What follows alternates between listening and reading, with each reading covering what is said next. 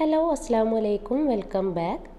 ഇന്നത്തെ വീഡിയോ ഈ ഒരു ചൂട് സമയത്തും നോമ്പിനൊക്കെ നമുക്കുണ്ടാക്കാൻ പറ്റിയ നല്ലൊരു പൈനാപ്പിൾ ലൈം ജ്യൂസിൻ്റെ റെസിപ്പിയാണ്. അപ്പോൾ നമുക്കിതെങ്ങനെ തയ്യാറാക്കിയെടുക്കാൻ നോക്കാം. അപ്പോൾ ആദ്യം തന്നെ നമുക്ക് കസ്കസ് ഒന്ന് കുതിരാൻ വേണ്ടി വെക്കണം. അപ്പോൾ അതാ 1 ടേബിൾ സ്പൂൺ അളവിൽ കസ്കസ് ഞാൻ ഇതുപോലെ ഒരു പാത്രത്തിലോട്ട് ഇട്ട് കൊടുക്കുന്നുണ്ട്. ഇനി നമുക്ക് ഇതിലോട്ട് കുറച്ച് വെള്ളം ഒഴിച്ച് കൊടുത്തിട്ട് ഇതൊന്ന് കുതിരാൻ വേണ്ടി മാറ്റി വെക്കാം.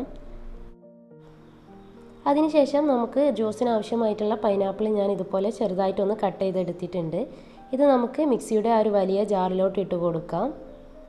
ഇനി അടുത്തതായിട്ട് ഇതിലോട്ട് ചേർത്ത് കൊടുക്കേണ്ടത് 1 ടേബിൾ സ്പൂൺ അളവിൽ ലെമൺ ജ്യൂസാണ്. അപ്പോൾ അതും ചേർത്ത് കൊടുക്കുന്നുണ്ട്. പിന്നെ നമുക്കിതിലോട്ട് മധുരത്തിന് ആവശ്യമായിട്ടുള്ള പഞ്ചസാര ചേർത്ത് കൊടുക്കാം. പഞ്ചസാരയുടെ അളവ് നിങ്ങളുടെ മധുരത്തിനനുസരിച്ച് കൂട്ടുകയോ കുറയ്ക്കുകയൊക്കെ ചെയ്യാം.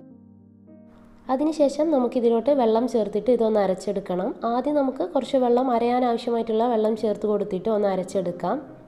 നല്ല തണുത്ത വെള്ളമാണ് കേട്ടോ ഞാൻ ഇതിലോട്ട് ചേർത്ത് കൊടുത്തിട്ടുള്ളത്. ഇനി നമുക്ക് ഇതൊന്ന് അരച്ചെടുത്തിട്ട് വരാം. അപ്പോൾ ഇതിപ്പോൾ ഞാനിവിടെ നന്നായിട്ടൊന്ന് അരച്ചെടുത്തിട്ടുണ്ട്. ഇനി നമുക്കിതിലോട്ട് ബാക്കിയുള്ള വെള്ളം കൂടെ ചേർത്ത് കൊടുത്തിട്ട് നന്നായിട്ട് തന്നെ ഒന്നുകൂടെ ഒന്ന് അടിച്ചെടുത്തിട്ട് വരാം.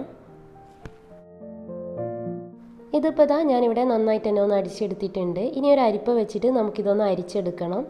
അപ്പോൾ അതിനായിട്ട് ഞാൻ ഇതുപോലെ ഒരു അരിപ്പയിലോട്ട് ഇതങ്ങ് മാറ്റുന്നുണ്ട്.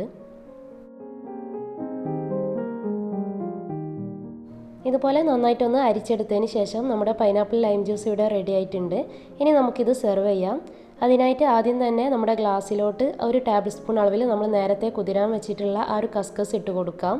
എന്നിട്ട് നമുക്കിതിലോട്ട് പൈനാപ്പിൾ ജ്യൂസ് അങ്ങ് ഒഴിച്ച് കൊടുക്കാം. ഈ ഒരു കസ്കസൊക്കെ നിങ്ങൾക്ക് ഇഷ്ടമാണെങ്കിൽ മാത്രം ചേർത്ത് കൊടുത്താൽ മതി കേട്ടോ. അപ്പോൾ നമ്മുടെ പൈനാപ്പിൾ ലൈം ജ്യൂസ് ഇവിടെ റെഡി ആയിട്ടുണ്ട്. അപ്പോൾ നിങ്ങൾ എന്തായാലും ട്രൈ ചെയ്ത് നോക്കുക. പിന്നെ ഈ ഒരു വീഡിയോ നിങ്ങൾക്ക് എല്ലാവർക്കും ഇഷ്ടമായി എന്ന് കരുതുന്നു. ഇഷ്ടമായാൽ ലൈക്ക് ചെയ്യുക, ഫാമിലിക്കും ഫ്രണ്ട്സിനൊക്കെ ഷെയർ ചെയ്യുക. പിന്നെ നമ്മുടെ ചാനൽ ആദ്യമായിട്ട് കാണുന്നവരാണെങ്കിൽ ചാനലൊന്ന് സബ്സ്ക്രൈബ് ചെയ്ത് സപ്പോർട്ടും കൂടെ ചെയ്യുക. അപ്പോൾ ഇൻഷാ അല്ലാഹ് നല്ല നല്ല റെസിപ്പി ആയിട്ട് വീണ്ടും കാണാം. Thank you, by.